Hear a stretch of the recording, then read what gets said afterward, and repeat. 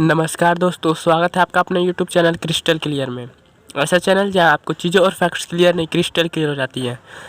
तो इस वीडियो में हम लोग उन सारे क्वेश्चन को सॉल्व करेंगे जो 15 अक्टूबर SSC CHSL के एग्ज़ाम में पूछा गया था फर्स्ट शिफ्ट में। तो क्वेश्चन काफ़ी ईजी थे। आइए हम हर एक क्वेश्चन को सॉल्व करते हैं। मेरे पास जितने क्वेश्चन हैं फर्स्ट शिफ्ट के मैथ के हम उतना सॉल्व करेंगे।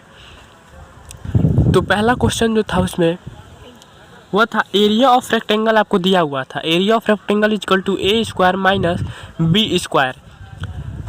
Area of length of rectangle दिया था ए प्लस बी और आपसे क्या पूछा था, लेंथ ऑफ ब्रेड। तो आप क्वेश्चन देखते ही आपको लगा होगा कितना इजी क्वेश्चन पूछा था। मैंने आपको पहले ही बताया कि काफ़ी इजी क्वेश्चन पूछा गया था। तो इसका सॉल्यूशन आप भी कर लेंगे बहुत ही आसान वे में। क्या एरिया ऑफ रेक्टेंगल का फॉर्मूला क्या होता है, सबको पता है, length into breadth. Area of rectangle आपको दिया है A square minus B square, length दिया है ए प्लस बी और ब्रेथ पूछा है आपसे। ब्रेथ हम कैपिटल कर देते हैं ताकि कन्फ्यूजन ना हो। तो ब्रेथ यहाँ से क्या मिल जाएगा आपको, breadth is equal to a square minus B square upon a plus b. तो सबको जानता है ब्रेथ का वैल्यू आएगा यहाँ से ए माइनस बी। क्यों? क्योंकि a square minus B square क्या होता है, ए plus b, a minus b upon ये ए प्लस बी है तो ए प्लस बी कट जाएगा, बचेगा क्या, ए माइनस बी। इतने आसानी से आप इसको सॉल्व कर सकते हैं। चलिए हम लोग नेक्स्ट क्वेश्चन को देखते हैं। नेक्स्ट क्वेश्चन जो था आपको दिया हुआ था cos x का value, cos x equal to p by q और पूछा था find the value of 10x। तो आप कैसे करेंगे इसका सॉल्यूशन, बहुत आसान से ये भी हो जाएगा। cos x आपको दिया है पी बाई क्यू और cos x होता क्या है, बेस अपॉन हाइपोटेनस, यही होता है ना। तो बेस का वैल्यू क्या मिला आपको, P, हाइपोटेनस का वैल्यू क्या मिला आपको, Q। तो यहाँ से आपको परपेंडिकुलर यानी PER परपेंडिकुलर का वैल्यू क्या मिलता, हाइपोटेनस का स्क्वायर माइनस बेस का स्क्वायर यानी Q square minus P square. तो ये हो जाता परपेंडिकुलर का वैल्यू। और आपसे पूछा क्या था, आपसे पूछा गया था 10x का वैल्यू। तो 10x क्या होता है, परपेंडिकुलर अपॉन बेस क्या हो जाता है, परपेंडिकुलर दिया है Q square minus P square और बेस क्या है, बेस है आपका P। तो ये हो जाता है आपका 10x। क्या, 10x is equal to Q square minus P square upon P। इतने आसानी से आप इस क्वेश्चन को भी सॉल्व कर सकते थे। चलिए हम लोग नेक्स्ट क्वेश्चन लेते हैं। जो नेक्स्ट क्वेश्चन पूछा गया था वह था कि the cost price of 15 articles is equal to the selling price of 20 articles, find profit percentage और लॉस परसेंटेज। क्या क्वेश्चन में कह रहा है कि cost price of 15 articles is equal to selling price of 20 articles. यही दिया हुआ है कि 15 आर्टिकल का जो कॉस्ट प्राइस है वो इक्वल है 20 आर्टिकल के सेलिंग प्राइस से। तो आपसे क्या पूछा है, प्रॉफिट लॉस या प्रॉफिट परसेंटेज या फिर लॉस परसेंटेज। तो क्वेश्चन को देखते ही कुछ लोगों को समझ में आ गया होगा कि इसमें लॉस प्रतिशत होगा और कुछ लोगों को नहीं समझ में आया होगा। तो आइए हम लोग बता देते हैं कि क्यों लॉस प्रतिशत ही होगा। लॉस प्रतिशत इसलिए होगा क्योंकि जो कॉस्ट प्राइस वो 15 आर्टिकल का है वो 20 आर्टिकल के सेलिंग प्राइस का है। एग्जाम्पल के लिए मान लीजिए कि यदि आपने 20 आर्टिकल 100 रुपये का ख़रीदा है, क्या 20 आर्टिकल 100 रुपये का ख़रीदा है तो 15 आर्टिकल कितने का ख़रीदता, 75 का। ये तो आप कैलकुलेट ही कर लेंगे। 15 आर्टिकल का दाम कितना हो जाता है, 75। कॉस्ट प्राइस कितना हो जाता है, 75। और 75 रुपये में 20 को बेच दिया तो आपको 25 रुपये का लॉस हुआ कि नहीं, तो लॉस होगा। इसमें कैसे कैलकुलेट करेंगे हम लोग कि कितना लॉस होगा। देखिए यहाँ से कॉस्ट प्राइस और सेलिंग प्राइस का रेशियो क्या आ जाएगा, अगर हम सेलिंग प्राइस को इधर लाएँ और 15 को इधर लाएँ तो कितना हो जाएगा, कॉस्ट प्राइस और सेलिंग प्राइस का रेशियो 4 और 3, मतलब कॉस्ट प्राइस 4 है, 4 रुपये का खरीदा है और बेचा कितने का है, 3 का है। तो लॉस कितना हो जाएगा, लॉस क्या होता है, selling price minus cost price यानी कि 3 माइनस 4 कितना हो जाएगा, 1 होगा ना। माइनस तो हम लोग लेंगे नहीं, माइनस होने इसलिए आ रहा है क्योंकि आपको लॉस हुआ है और लॉस प्रतिशत निकालना है आपको। तो कितना हो जाएगा, जितना लॉस हुआ है divided by cost price. Cost price कितना है, 4 × 100 यानी लॉस कितना आ जाएगा आपको 25%। अब आप बिना सॉल्व किए भी कर सकते थे। कैसे? जैसे हमने आपको जो एग्जांपल बताया था कि अगर आपने 20 आर्टिकल 100 रुपये में ख़रीदा है और 15 आर्टिकल कितने ख़रीदा होगा तब 75 में, बेचा कितने का है? 75 का ही, क्योंकि दिया है 15 आर्टिकल का जो कॉस्ट प्राइस है वो 20 आर्टिकल का सेलिंग प्राइस है। तो अगर 15 आर्टिकल का दाम कॉस्ट प्राइस 75 है तो 20 आर्टिकल का सेलिंग प्राइस 75 होगा। ख़रीदा कितने का था? 20। 100 का ख़रीदा, 75 का बेचा, लॉस कितना हुआ? 25% का लॉस हुआ कि नहीं आपको? तो आप इस तरीके से भी कर सकते थे। चलिए हम लोग नेक्स्ट क्वेश्चन लेते हैं। तो जो फोर्थ क्वेश्चन है उसमें पूछा गया है कि find the factors of this equation. क्या? Find the factors of this equation. तो आपको इसका फैक्टर्स फाइंड करना है। तो ये भी बहुत इजी है, आप आसानी से कर सकते हैं। इसको क्या लिख सकते हैं? -5x की जगह आप -8x + 3x लिख सकते हैं। क्यों? क्योंकि 8 3 जार -24x² हो जाएगा और इन दोनों का मल्टीप्लिकेशन भी -24x² होगा। यहाँ से आप 2x कॉमन लेंगे तो क्या मिलेगा? x - 4। यहाँ से 3 कॉमन लेंगे तो क्या मिलेगा? x - 4 ही मिलेगा आपको। फिर यहाँ से आप x - 4 कॉमन ले लीजिए, क्या बचेगा? 2x + 3। बस यही आपका आंसर हो जाएगा। आपको ऑप्शन में ये दिया होगा, आप टिक मार दीजिए इसको, आपका आंसर सही हो जाएगा। आपसे बस ये पूछा था कि इस इक्वेशन, ये जो इक्वेशन दिया है 2x² - 5x - 12, इसका फैक्टर निकालना है। तो फैक्टर क्या होगा? x - 4 और 2x + 3, यही दोनों फैक्टर होंगे। चलिए हम लोग नेक्स्ट क्वेश्चन देखते हैं। नेक्स्ट क्वेश्चन कह रहा है कि to tangents AP and AQ are drawn from an outside point A to a circle if the center of the circle is O, centre O है, such that POQ is 118 degree. Angle POQ दिया है कितना? 118 degree. Then find the value of angle PAQ। क्या निकालना है आपको? PAQ, इसका angle निकालना है आपको। मान लेते हैं ये x है, तो क्या होगा? देखिए ये टेंजेंट्स है, हम लोग को पता है ये 90 डिग्री होता है, ये भी 90 डिग्री होगा रूल के हिसाब से। ये 90, ये 90, this angle plus this angle plus this angle plus this angle कितना होगा? 360। ये दोनों 90 90 है यानी 180, तो इन दोनों का सम कितना हो जाएगा? यानी 118 डिग्री प्लस x, ये 180 डिग्री होना चाहिए ना, क्योंकि ये दोनों 90 90 है। यहाँ से x का वैल्यू कितना निकल जाएगा? 180 - 118 यानी 180 - 118, 62 डिग्री। इतने इजी वे से आप इसको भी सॉल्व कर सकते थे। चलिए हम लोग नेक्स्ट क्वेश्चन देखते हैं।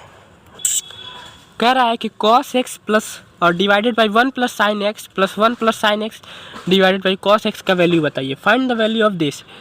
तो सबसे पहले आपको क्या करना है? इन दोनों का बेस सेम करना है। कैसे होगा? आप इसको रेशनलाइज कर दीजिए। क्या हो जाएगा? cos x 1 + sin x को हम लोग रेशनलाइज करेंगे। कैसे? 1 - sin x का मल्टीप्लाई करके। ऊपर क्या बचेगा? सबसे पहले हम लोगों ने क्या किया? cos x 1 + sin x को रेशनलाइज किया। क्वेश्चन में क्या पूछ रहा है कि cos x divided by 1 + sin x plus 1 + sin x divided by cos x का वैल्यू बताइए। तो सबसे पहले अब हमको बेस सेम करना है। बेस सेम कैसे होगा? आप इसको रेशनलाइज कर दीजिए। कैसे रेशनलाइज करेंगे? cos x 1 + sin x को रेशनलाइज करना है, ऊपर नीचे 1 - sin x से मल्टीप्लाई कर दिया जाए। क्या मिलेगा? यहाँ मिलेगा cos x ब्रैकेट में 1 - sin x डिवाइडेड बाई, ये क्या है? 1 + sin x 1 - sin x। a + b a - b के फॉर्म में दिख रहा है, तो क्या हो जाएगा? a + b a - b का फॉर्मूला होता है a² - b², यानी 1 - sin² x। 1 - sin² x का वैल्यू क्या होता है? ऊपर हो जाएगा क्या? cos x 1 - sin x, नीचे क्या मिलेगा? cos² x, क्योंकि 1 - sin² x का वैल्यू होता है cos² x। तो cos² x एक कट जाएगा, बचेगा क्या? 1 - sin x divided by cos x। अब आप इसके जगह ये रख सकते हैं, हाँ रख सकते हैं। तो चलिए रख के वैल्यू निकाल लेते हैं। अब आप ध्यान से देखेंगे तो बेस सेम हो गया होगा। बेस ही हमको सेम करना था, बेस सेम हो जाएगा तो हम लोग ऐड कर देंगे। ये देखिए sin x - sin x cut गया, बचेगा क्या? 2/cos x। आंसर क्या हो जाएगा? 2 sec x। आपके ऑप्शन में दिया होगा 2 sec x, आसानी से आप उसको टिक कर सकते हैं। चलिए हम लोग नेक्स्ट क्वेश्चन देखते हैं। हमारा जो नेक्स्ट क्वेश्चन है वह है pipe a can fill a tank in 6 hour. क्या कह रहा है कि पाइप ए जो है वह एक टैंक को 6 घंटे में फिल करता है। ठीक है।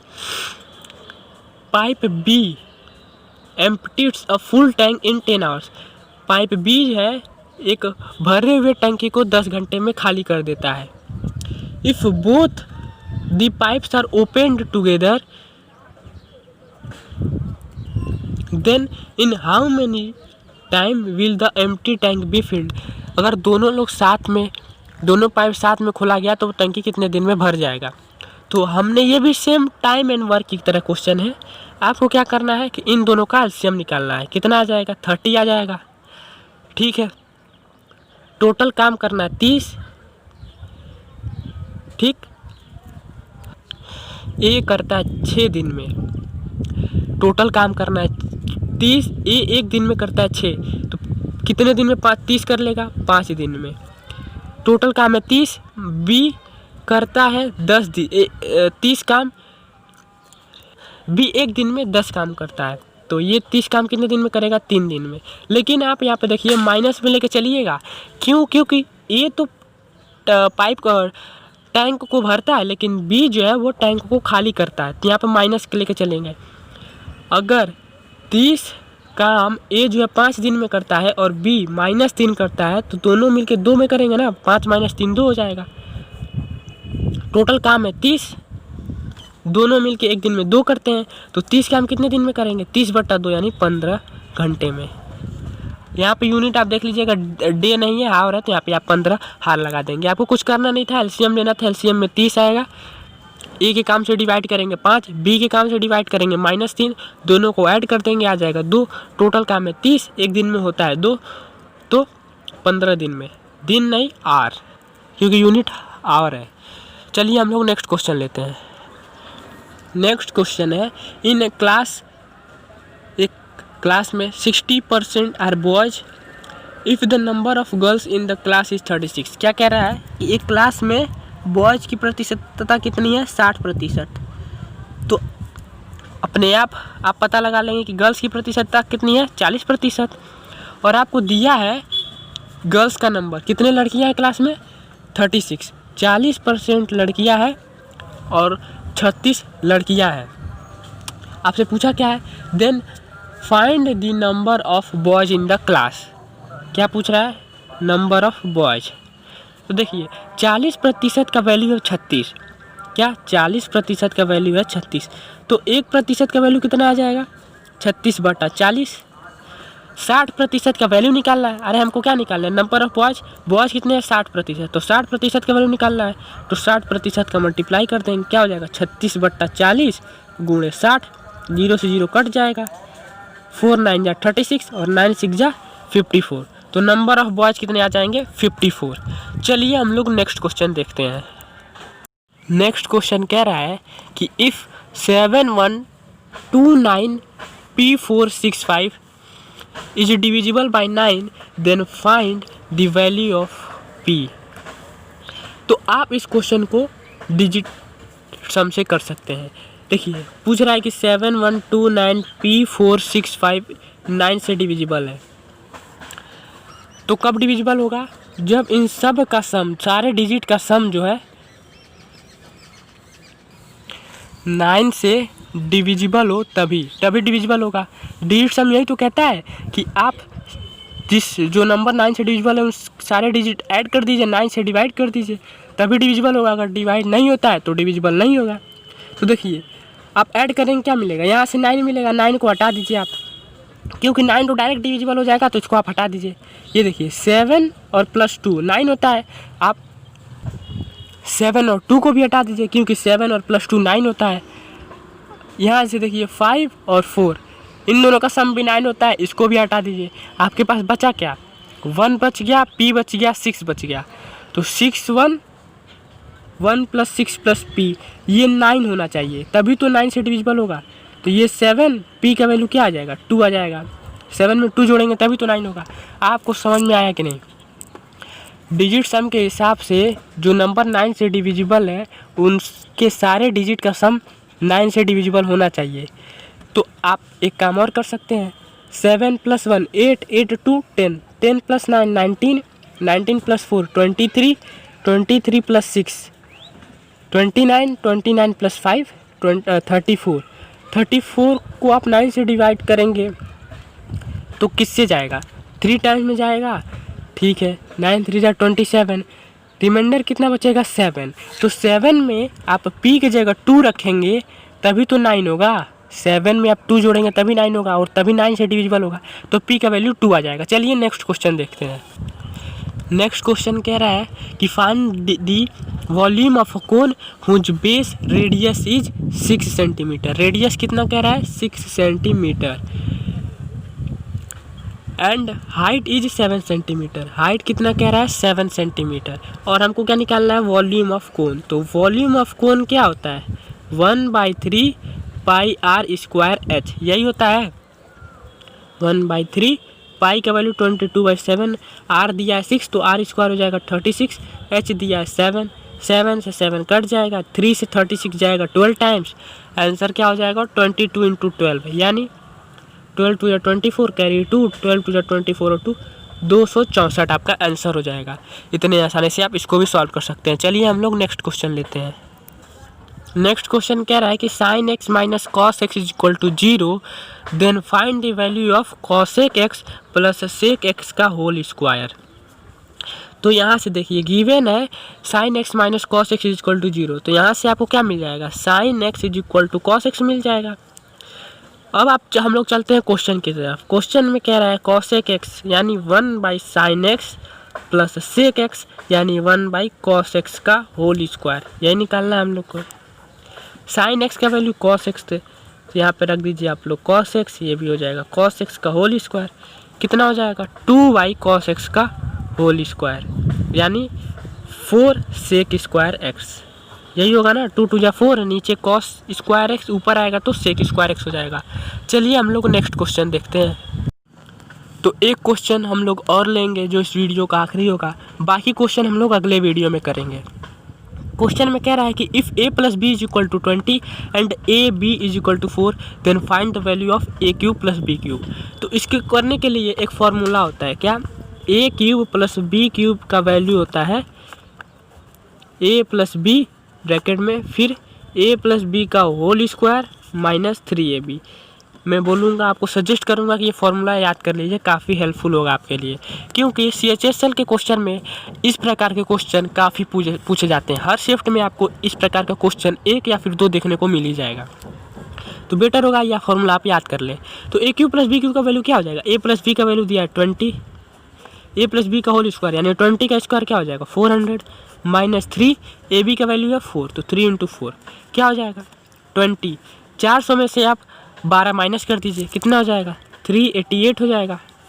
और 388 × 20 कितना हो जाएगा 2 8 = 16, 2 8 = 16 117, 2 3 = 6 17 7760 क्या 7760 इसका आंसर हो जाएगा। तो इतने आसानी इजी वे से आप भी इस क्वेश्चन को सॉल्व कर सकते हैं। तो बाकी के भी 10-12 क्वेश्चन रह गए हैं। SSC CHSL 15 अक्टूबर शिफ्ट 1 में जो क्वेश्चन पूछे गए थे वो हम लोग नेक्स्ट वीडियो में बाकी के 10-12 क्वेश्चन कर लेंगे। उसके बाद हम लोग शिफ्ट 2 की तरफ चलेंगे। तब तक के लिए पढ़ाई करते रहिए without stress. All the very best.